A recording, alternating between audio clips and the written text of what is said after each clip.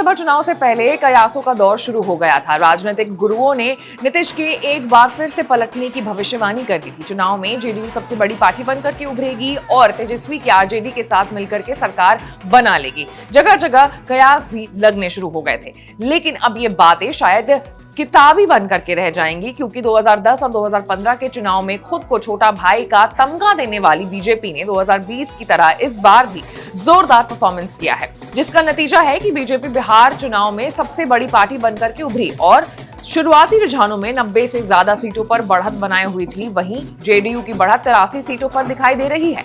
मतलब साफ है कि सीटों के मामले में बीजेपी ने बिहार में जेडीयू को पीछे छोड़ दिया है। इसके साथ ही मोदी मैजिक ने नीतीश के लिए आगे के दूसरे सभी रास्ते बंद कर दिए हैं। 2020 के मुकाबले लगभग दोगुनी सीट जीतने के बाद भी वहां सत्ता का समीकरण जेडीयू के हाथ से निकल करके पूरी तरीके से बीजेपी के हाथों में चला गया है। मालूम ऐसा होता है। शुरुआती रुझानों में एनडीए 243 में से 203 सीटों पर बढ़त बना चुकी है।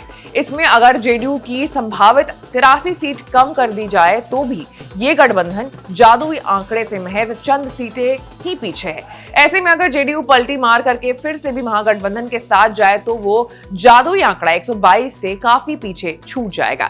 हालांकि बीजेपी के शीर्ष नेतृत्व की ओर से ये बार बार दोहराया गया है कि चुनाव के बाद भी परिणाम चाहे जो भी आए, गठबंधन का चेहरा नीतीश कुमार ही बने रहेंगे। जेडीयू की ओर से भी ये बात दोहराई गई है कि 25-30 फिर से नीतीश। बिहार में नीतीश कुमार की जेडीयू यूं तो 3 दशक से भी ज्यादा से बीजेपी की सहयोगी रही है, लेकिन नीतीश कुमार ने बीच बीच में पलटी मारकर इसके लिए मुसीबत भी खड़ी की है। लेकिन इस बार जो चुनाव के रुझान मिल रहे हैं उसके मुताबिक नीतीश अब बीजेपी के लिए बिहार में कोई भी चुनौती खड़ा नहीं कर पाएंगे।